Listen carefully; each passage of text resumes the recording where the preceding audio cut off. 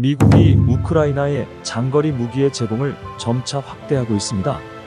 미국의 F-16 전투기 등 장거리 무기 제공은 전쟁의 수렁에 빠져든 러시아를 더욱 곤경에 몰아넣고 있습니다. 안녕하세요. 올바른 안보를 지향하는 동아시아 연구소입니다. 미국이 우크라이나에 제공하는 장거리 무기를 정리해 주시죠. 미국은 우크라이나를 돕는다는 구실로 막대한 전쟁 장비를 제공하고 있습니다. 미국이 지난해 2월 이후 지금까지 우크라이나에 보내기로 약속한 군사 지원액은 430억 달러, 우리 돈으로 57조 7,500억 원에 이릅니다. 이 액수는 우크라이나의 지난해 국방비 440억 달러와 맞먹는 액수입니다. 우크라이나는 러시아의 침공을 받고서 지난해 국방비를 전년도보다 6.4배나 많게 기록적으로 증액했습니다. 군사 지원액이 많을 것으로 생각했지만 그 이상입니다. 미국이 제공한 무기 가운데 우크라이나에서 위력을 떨친 무기로는 어떤 것이 있습니까? 우크라이나는 미국이 제공한 무기 덕택에 국가 패망을 면했다고 할 수 있습니다. 전쟁 초반 러시아의 전차는 우크라이나 수도 키이우 등을 향해 물밀듯이 밀려왔습니다. 이들 전차는 만기가 넘게 제공된 제블린 대장갑차 미사일과 7천여 발의 토우 미사일 등의 표적이 됐습니다. 또 러시아가 제공권을 장악했다지만 2,000발의 미제 스팅거 방공 미사일이 기다리고 있었습니다. 우크라이나에 도착한 미 군사장비는 이외에도 각종 박격포, 차량 등 기본 장비가 대부분을 차지하고 있습니다. 우크라이나에 도입된 무기는 대부분 방어용 무기라고 할 수 있습니다. 그래서 전쟁 양상이 장기 소모전으로 이어지고 있군요. 그렇습니다. 이들 무기는 영토 방위 수준에 그치고 있습니다.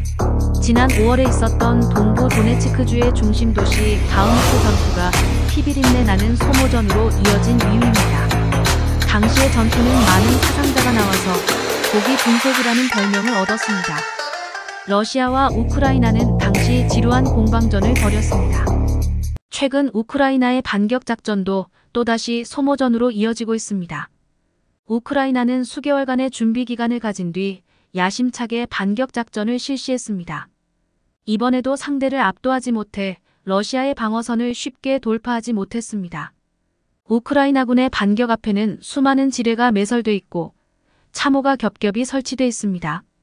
참호전은 제1차 세계대전에서 유행했던 구식 전투 방식입니다. 당시 연합국과 독일을 장기간 괴롭혔던 참호전이 다시 등장해 양측에 많은 피해를 주고 있습니다. 그렇지만 단기전을 기대하고 우크라이나를 침공한 러시아도 우크라이나 전토를 점령하기는커녕 남부의 점령지를 사수하고 있습니다. 러시아도 점차 우크라이나 전쟁의 수렁에 빠지고 있으며 갈수록 국력을 소진하고 있습니다. 서방 국가들이 바라던 내용이기도 합니다. 이러한 무기로는 효과적인 전략 전술을 기대하기 어렵겠습니다. 우크라이나는 아쉬운 처지이지만 공격형 무기를 요구하고 있습니다. 우크라이나는 일부 공격형 무기를 지원받고 있습니다. 독일의 레오파르트 2 전차와 미국의 에이브럼스 전차, 하이마스로 불리는 고속기동 포병 로켓 시스템, 패트리어트 미사일, 스톰 섀도우 미사일 등이 그것입니다. 최근에는 미국이 덴마크와 네덜란드가 보유한 F-16 전투기의 제공을 허용했습니다. 우크라이나는 러시아가 제공권을 장악하고 있는 한 러시아의 공격을 효과적으로 차단할 수 없다고 판단해 F-16 제공을 오래전부터 요청했습니다. 그렇지만 실제로 인도될 시기는 미정입니다. 덴마크에서 진행될 우크라이나 조종사들에 대한 F-16 전투기 조종 훈련을 마쳐야 합니다. 적어도 올해 안에는 F-16 인도가 힘들 것으로 보입니다. 미국이 F-16 전투기의 제공으로 선회하게 된 배경은 무엇일까요? 미국 등 서방 국가는 F-16 전투기의 제공에 대해 부정적이었습니다. 전쟁이 러시아 지역으로 확대되고 러시아의 핵 사용 위협을 의식했던 것으로 보입니다.